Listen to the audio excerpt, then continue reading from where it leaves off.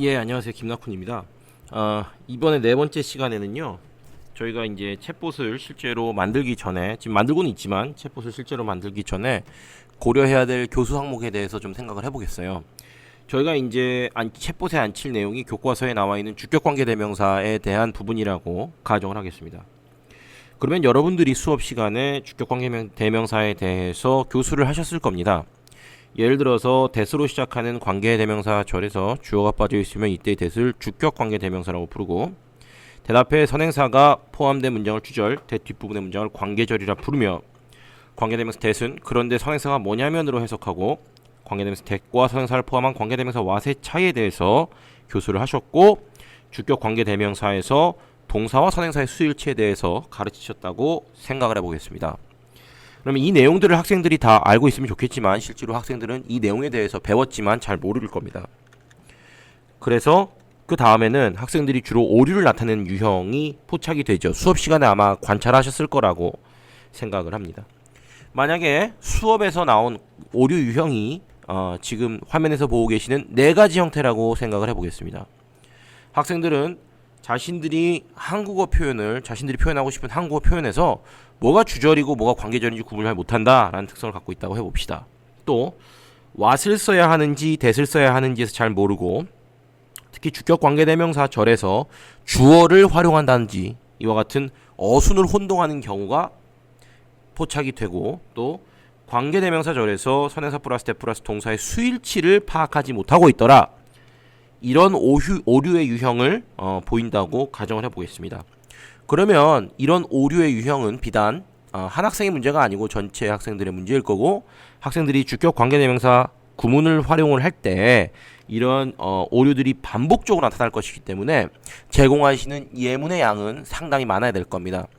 그래서 제가 간단히 말씀을 드리면, 한 수업 때 제공하실 수 있는 챗봇 활동의 수는 대략 5개에서 6개 정도로 통제하시는 것이 좋습니다. 그래서 한 3개 정도는 쉬운 문제로 출제를 하시고, 2개 정도는 보통 정도 난이도, 하나 정도는 상당히 복잡한 형태를 제공하시는 것이 가장 좋습니다. 그리고 이러한 챗봇을 활용한 수업은 수업을 한 번 정도만 하시는 것보다는 최소한 3차 시에 걸쳐서 활용을 하시면 18문장 정도를 학생들이 제공을 받게 됩니다.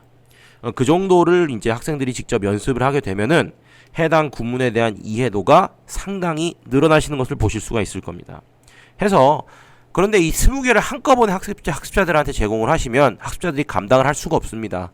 그래서 제가 생각하기로는 최소한 12개 정도, 다 해서 한 번에 한 6개, 5개에서 6개 정도만 제공을 하시는 것이 가장 좋을 것이다, 이렇게 생각을 합니다.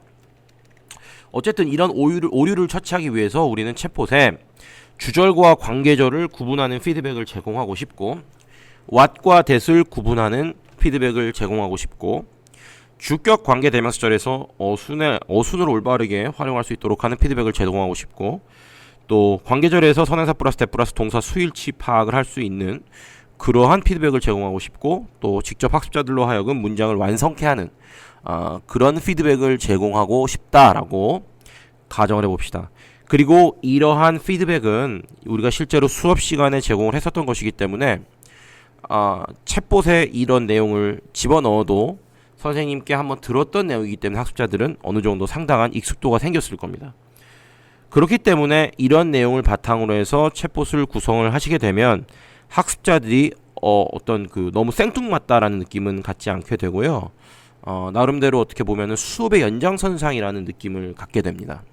그렇기 때문에 실제로 이런 챗봇을 교실 상황에서 쓰시려고 하면 수업의 말미에 우리가 PPP 형태를 활용을 한다면 맨 마지막 P 단계에서 연습 단계에서 활용하시는 것이 가장 좋습니다.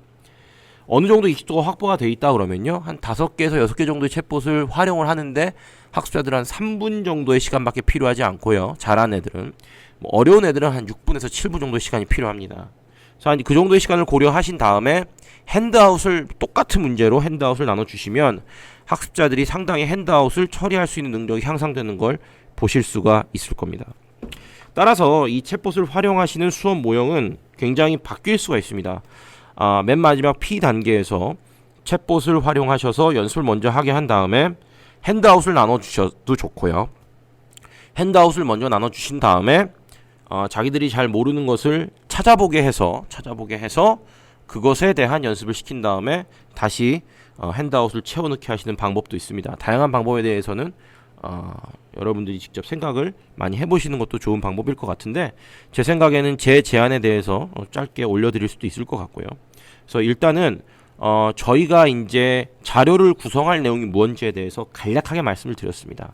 이제 이 내용을 가지고 챗봇에 실제로 어떻게 내용을 앉힐 것인지, 주격 관계 대명사에 대한 연습을 어떻게 시킬 것인지에 대한 내용을 다음번 영상에서 보여드리도록 하겠습니다. 감사합니다.